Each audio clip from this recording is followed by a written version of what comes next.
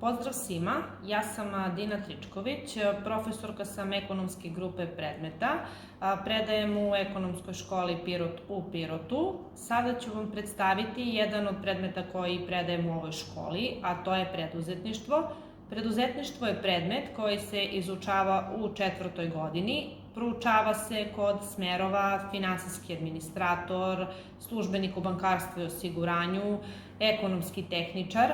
Osim teoretskog dela, učenici imaju mogućnost da svoja teoretska znanja usavrše kroz praktične časove na kojima vežbamo u grupama, od pripreme dokumentacije za otvaranje preduzeća preko izrade biznis plana do praktičnog funkcionisanja tog preduzeća na tržištu.